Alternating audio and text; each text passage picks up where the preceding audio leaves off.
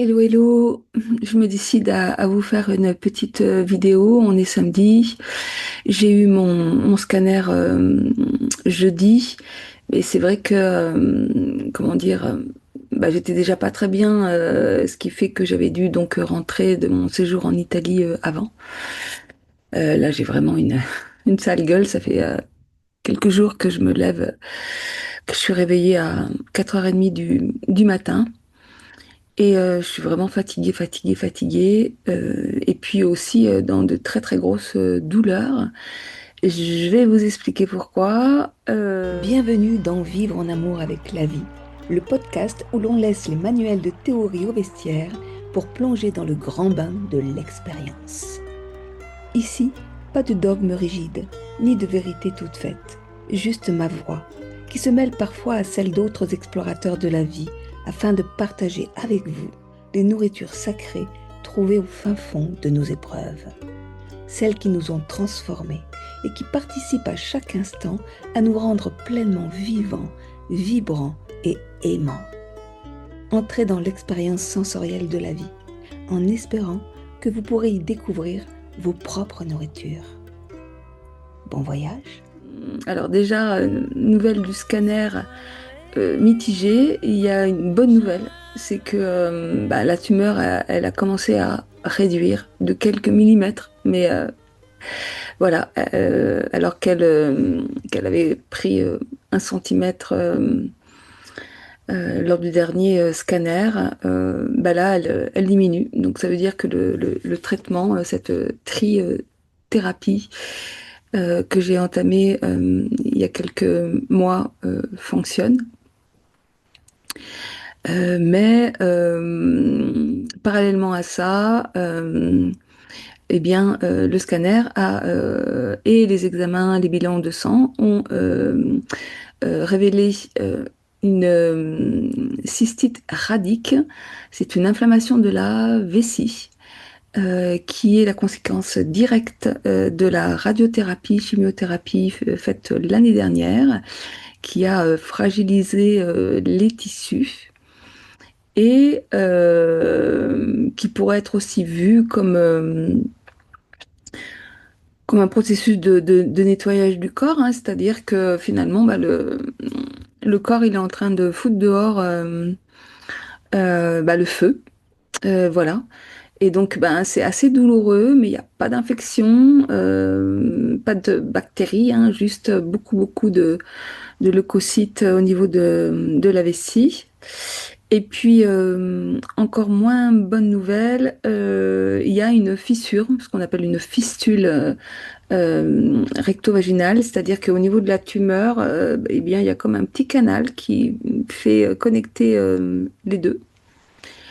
Et, et donc, du coup, ça aussi, c'est extrêmement douloureux. Et là, ça fait 2 jours que j'essaye de gérer les douleurs en sachant que je ne peux rien faire qui puisse déclencher des saignements parce que faut pas que ça saigne plus que ça saigne déjà. Euh, et donc, j'avais tellement mal que j'ai été condamnée à prendre du Doliprane, pour vous dire. Parce que c'est vraiment le truc que je ne prends pas, hein, et ça fait plusieurs années. Mais là, la douleur n'était plus gérable, et puis surtout que depuis hier, j'ai des saignements. Mais toujours pas de fièvre. Et puis bon, je savais pas trop si ça venait de la vessie ou de la tumeur qui du coup saignerait par le vagin et non plus par le rectum, puisque maintenant ça communique. Et donc, avec tous mes nombreux petits tests, il me semble que c'est vaginal. Donc, je dirais que ça semble moins urgent que si ça avait été des saignements de la vessie. Et hier, j'ai appelé le 15, mais ils ont refusé de me prendre. En fait, c'est un peu compliqué parce que j'habite dans un département, mais j'ai été suivie en oncologie dans le département d'à côté, c'est-à-dire sur Lyon, dans le Rhône, alors que je suis dans l'Isère. Lorsque j'appelle le 15, depuis chez moi, eh bien, il m'envoie forcément vers l'Isère et donc vers des hôpitaux qui n'ont absolument aucun élément sur mon dossier qui est quand même assez complexe. Et donc, et j'imagine que pour des raisons de surbookage, de manque de personnel, dont on connaît l'existence, hein, aujourd'hui, quand vous allez aux urgences, il faut vous attendre à beaucoup d'attentes, hein, voire peut-être même à amener la tente pour pouvoir dormir. En sachant que dans les hôpitaux, il n'y a même pas la clim. Donc, aller moi-même aux urgences, ça risque d'être très, très compliqué pour moi.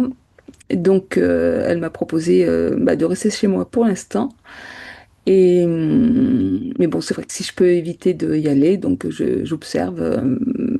Voilà, je suis vigilante, surveille les douleurs, la température, les saignements, s'ils sont gros, s'ils sont pas gros. Voilà.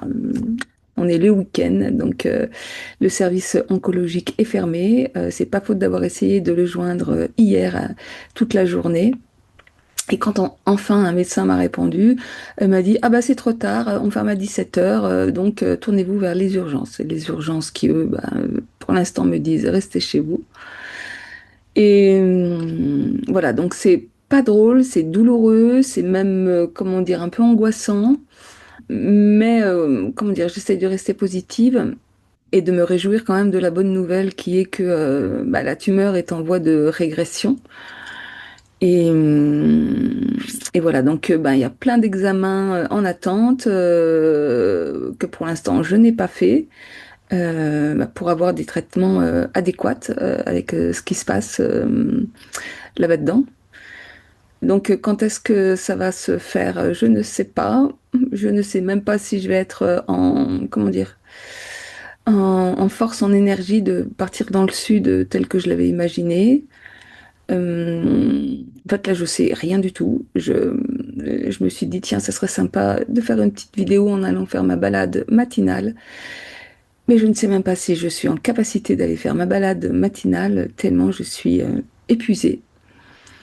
Et c'est pour ça d'ailleurs qu'il faut que je surveille vraiment les saignements parce que ça peut vraiment faire baisser le taux d'hémoglobine et générer ben, une fatigue de plus en plus importante. Donc voilà, donc tableau général, ben, je ne sais que dire. Faut-il se réjouir? Hier soir, j'arrivais plus à me réjouir de la bonne nouvelle que la tumeur se résorbe. D'après mes recherches pour soigner et cette inflammation de la vessie et cette fistule, j'ai découvert la médecine hyperbare, l'oxygénation hyperbare. Mais pour y avoir accès, bah, il faut une prescription médicale. Alors, il faut savoir qu'il y a 5 machines, 5 lieux où on peut trouver le matériel hyperbare en France, dont Édouard Herriot, où travaille mon oncologue, mais apparemment, connaît pas, hein. Je- Moi, je suis toujours vraiment à tomber, mais de haut et de plus en plus haut. Voilà, elle est partie en vacances. Donc, de toute façon, voilà, je peux plus avoir aucune prescription de sa part. Le médecin que j'ai eu hier m'a dit, ah, mais non, non, non, non, c'est pas nous qui allons vous donner la prescription, mais ça sera plutôt l'urologue. On est en attente de réponse, mais quand est-ce que je vais avoir un rendez-vous avec un urologue en sachant qu'ils sont tous partis en vacances? Eh bien, je ne sais pas. Je suis comme suspendue dans le vide à gérer ces douleurs atroces et à surveiller tout le bordel. Wally Walou.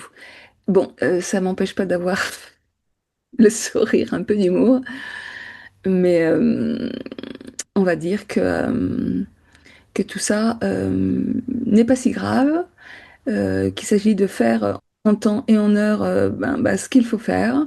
Et voilà, de toute façon, je suis bien obligée de faire avec ça. Il n'y a pas d'autre choix.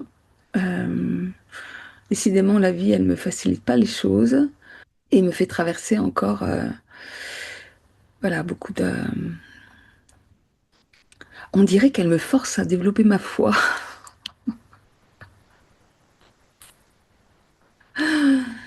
En tous les cas, bah, j'espère que je vais recommencer un peu à dormir et puis à retrouver un peu d'énergie.